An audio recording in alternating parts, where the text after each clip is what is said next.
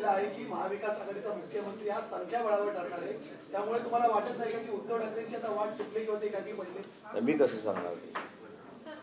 आता त्यांची वाट चुकली की नाही हे त्यांच्या कार्यकर्त्यांनी त्यांच्या नेत्यांनी ठरवलं पाहिजे. म्हणजे मला असं वाटतं की किती वाईट पद्धतीनं उद्धवजींची अवहेलना करतायत सगळे लोक. येतो काँग्रेस पक्षाचे नेते काही वेगळं त्यांच्याबद्दल बोलतात.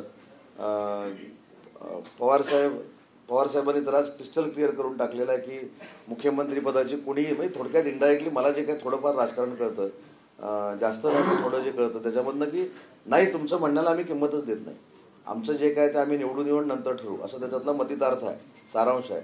मग त्याच्यामध्ये आता त्यांनी आणि त्यांच्या कार्यकर्त्यांनी ठरवले पाहिजे की आपल्या पक्षप्रमुखांची, आपल्या नेत्याची कशा पद्धतीने हे दोन पक्ष अवहेलना करतायत ते त्यांनी ठरवलं पाहिजे ना. मुख्यमंत्र्यांनी गणेश भक्तांना कोकणात जाण्यासाठी टोलमाफीचा निर्णय घेतला होता, पण अद्यापपर्यंत प्रायव्हेट खाजगी जे वाहनं आहेत त्यांना टोलमाफी मिळत नाही आहे. मग फक्त आश्वासनच होतं का? नाही, आपल्याला माहिती सांगतो काल रात्रीची, कदाचित आपल्याला आजची माहिती नसेल. अनेक ठिकाणची टोलमाफी करण्याचा निर्णय घेतलेला आहे.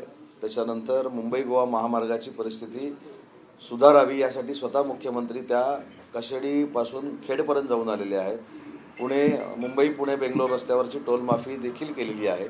त्याच्यामुळे असं कुठे जर घडलं असेल तर त्याची नक्की ताबडतोब आम्ही दक्षता घेऊ आणि तसं होणार नाही अशा पद्धतीच्या सूचना त्यांना देऊ.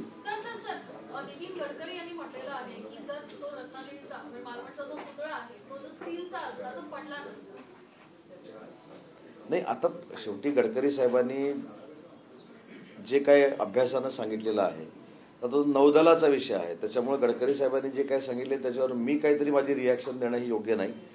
पुतळ्याच्या बाबतीतली सरकारची देखील भूमिका अशी आहे की जी घटना घडली ही दुर्दैवी घटना होती, त्याचं राजकारण करू नये. त्याच्यामध्ये सन्माननीय पंतप्रधान मोदी साहेबांनी देखील माफी सांगितली. त्याच्यानंतर मुख्यमंत्री महोदय देखील दिलगिरी व्यक्त केलेली आहे, उपमुख्यमंत्र्यांनी देखील केलेली आहे. त्याच्यामुळे तिथं आता मोठी शिवसृष्टी उभारण्याचा जो संकल्प आहे तो ह्या सगळ्या गोष्टी विचारात घेऊन नक्की करू. परंतु गडकरी साहेबांनी जे काही या ठिकाणी मांडलेला आहे मुद्दा, त्याच्यावर मी स्टेटमेंट करणं किंवा त्याच्यावर बोलणं हे योग्य नाही. मुख्यमंत्री माझी लाडकी बहीण योजना जी आहे ती अजित पवार पुढे नेता आहे, मात्र यामध्ये महायुतीच्या नेत्यांना वगळण्यात आले.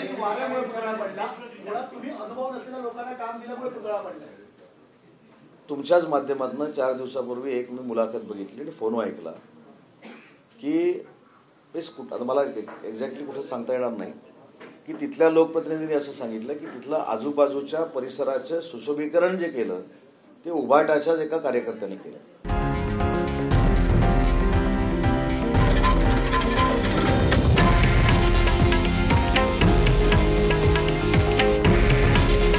हे आहे देशातील नंबर 1 न्यूज नेटवर्क आणि आपण पाहत आहात TV9 मराठी. काळजी तुमची, हित महाराष्ट्राचं.